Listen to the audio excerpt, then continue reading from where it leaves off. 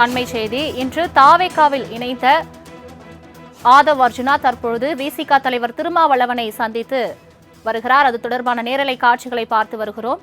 விசிகாவிலிருந்து விலகி தற்பொழுது இன்று தாவேகாவில் இணைந்து பொறுப்புகளும் வழங்கப்பட்ட நிலையில் ஆதவ் அர்ஜுனா தற்பொழுது விசிக தலைவர் திருமாவளவனை சந்தித்து வருகிறார். அது தொடர்பான நேரலை காட்சிகளை பார்த்து வருகிறோம்.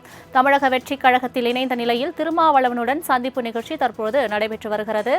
ஆதவ் அர்ஜுனா விசிக தலைவர் திருமாவளவனை சந்தித்து வருகிறார். விடுதலை சிறுத்தைகள் கட்சி தலைவர் திருமாவளவனுடன் ஆதவ் அர்ஜுனா சந்தித்து வருகிறார். அது தொடர்பான அண்மை செய்தியை பார்த்து வருகிறோம். இது தொடர்பான மேலும் விவரங்களை தருவதற்காக செய்தியாளர் ராஜேஷ் இணைப்பில் இருக்கிறார்.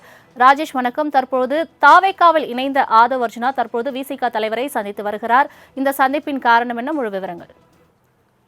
வணக்கம். விடுதலை சிறுத்தைகள் கட்சியிலிருந்து சஸ்பெண்ட் செய்யப்பட்ட ஆதவ் அர்ஜுனா இன்றைய தினத்தில் தமிழக வெற்றி கழகத்தின் தலைவர் நடிகர் விஜயின் முன்னிலையில் அக்கட்சியில் இணைந்தார். அந்த கட்சியில் அவருக்கு தேர்தல் பிரிவு செயலாளராக பொறுப்பு அறிவிக்கப்பட்டிருக்கிறது. இந்த நிலையில்தான் சென்னை அம்பேத்கர் திடலில் விடுதலை சிறுத்தைகள் கட்சியினுடைய தலைவர் தொல் திருமாவளவனை சந்தித்து வாழ்த்து பெற்றிருக்கிறார். பரஸ்பரமாக இரண்டு பேரும் கட்டியணைத்து சால்வை போர்த்தி இரண்டு பேரும் வாழ்த்துக்களை பகிர்ந்து கொண்ட காட்சிகளை நம்மால் பார்க்க முடிகிறது.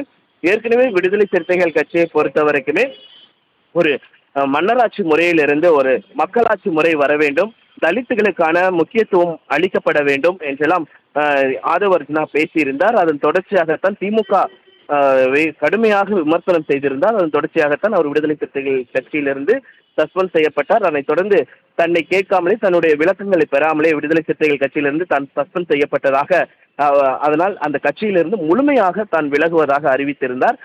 இந்த நிலையில்தான் அவர் எந்த கட்சிக்கு, அதிமுகவுக்கு செல்ல போகிறாரா அல்லது வேறு ஏதேனும் கட்சிக்கு செல்ல போகிறாரா என்பதெல்லாம் எதிர்பார்ப்பு நிலவி வந்த நிலையில்தான் தற்பொழுது அவர் தமிழக வெற்றி கழகத்தில் இணைந்திருக்கிறார். இணைந்த உடனேயே அவருக்கு தேர்தல் பிரிவு செயலாளர் என்ற பொறுப்பு வழங்கப்பட்டிருக்கிறது.